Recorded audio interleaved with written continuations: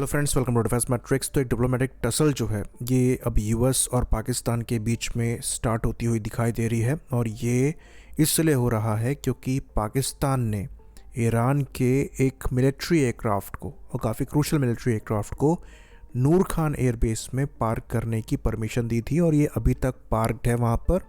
और ये इसलिए किया गया था ताकि ये अमेरिकन अटैक से बच सके। तो यहाँ पर काफ़ी तीखा रिएक्शन अमेरिका की साइड से आया है, जहाँ पर वो इसको एज अ बिट्रेयल भी बता रहे हैं। पाकिस्तान की साइड से ऑल्दो क्लियर किया गया है कि जब पीस टॉक्स चल रहे थे तभी ये एयरक्राफ्ट आया था और तब से यहाँ पर है। लेकिन इस चीज़ का सेंस नहीं बनता है कि अगर ये पीस टॉक के लिए आया था तो ये पीस टॉक के बाद गया क्यों नहीं, क्योंकि ये कोई नॉर्मल मिलिट्री एयरक्राफ्ट नहीं है, बल्कि ये ईरानियन एयरफोर्स का RC-130 एयरक्राफ्ट है, जो कि इस्तेमाल किया जाता है रिकॉग्निजेंस और इंटेलिजेंस गैदरिंग के लिए। तो ये एक टैक्टिकल ट्रांसपोर्ट एयरक्राफ्ट है और ईरान के लिए काफ़ी ज़्यादा क्रूशल है, क्योंकि अगर यूएस अटैक करने का प्लान करता है और उसका कुछ इंटेल गैदर करना है तो उसके लिए ये प्लेटफॉर्म इस्तेमाल किया जाता है। तो जब यूएस द्वारा ईरान पर अटैक किया गया था तो इनके जितने भी स्ट्रेटेजिकली इम्पॉर्टेंट एसेट्स हैं उनको स्पेसिफिकली निशाना बनाया जा रहा था। और इसलिए ईरान के लिए इन एसेट्स को बचाना एक इम्पॉर्टेंट टास्क था, जिसके अंतर्गत लाइकली ये हेल्प पाकिस्तान द्वारा ईरान की करी जा रही है। तो यहाँ पर अमेरिका की साइड से, जैसा कि हमने बताया, तीखा रिएक्शन आ रहा है। वहीं पर पाकिस्तान की साइड से ये स्टेटमेंट आया है कि ये सीज़ फायर पीरियड में आया था और मिलिट्री कॉन्फ्लिक्ट से इसका कोई लेना देना नहीं है।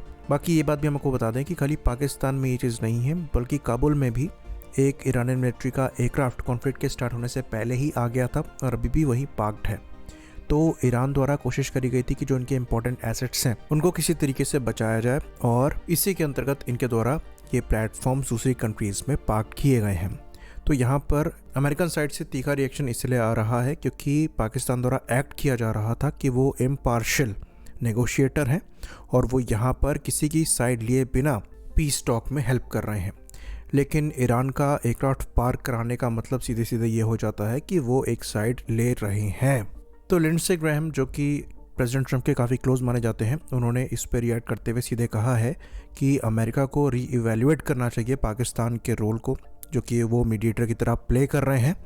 और जिस तरीके के पाकिस्तानी डिफेंस ऑफिशियल्स ने इजराइल के अगेंस्ट में स्टेटमेंट दिए हैं, उसके हिसाब से ये जो इंसिडेंट दिख रहा है ये कोई शॉकिंग नहीं होना चाहिए। तो उनके स्टेटमेंट से क्लियरली ये लगता है कि वो यहाँ पर ये दिखाना चाहते हैं कि पाकिस्तान पर भरोसा नहीं किया जा सकता। इजराइल भी ये बात कह रहा है, पर रियलिटी ये है कि यूएस को ये चीज़ पता है, जो प्रेसिडेंट ट्रंप है उनको ये चीज़ पता है कि पाकिस्तान यहाँ पर बिना पार्शियल हुए एज अ मीडिएटर एक्ट नहीं कर रहा है।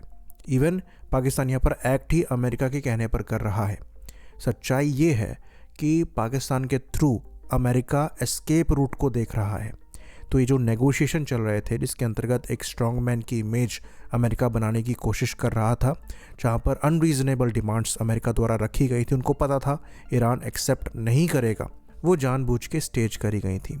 अमेरिका के लिए कॉन्फ्लिक्ट को खींचने में परेशानी आ रही थी और इसलिए वहाँ पर जब सीज फायर हो गया तो उसके बाद से चीज़ें पहले के मुकाबले काफ़ी ज़्यादा शांत हैं। उल्टा यूएस को मौका मिल गया अपने आप को रिपोजिशन करने का और उन्होंने ईरान के ब्लॉकेड का ब्लॉकेड लगा दिया, जिसके बाद से कई ईरान को जा रहे वेसल्स को इनके द्वारा रोका भी गया ताकि अपने स्ट्रॉन्गमैन की जो पोजीशन है उसको मेंटेन करते हुए चले। तो अमेरिका द्वारा अब टाइम लेकर अपनी स्ट्रेटजी पर फिर से रिवर्क किया जा रहा है, क्योंकि पहले जो अटैक किए जा रहे थे उसका कोई आउटकम नहीं हो रहा था और अमेरिका के पास जो स्टॉक है वो भी धीरे धीरे ख़त्म होते चला जा रहा था, साथ में इनका भी नुकसान हो रहा था।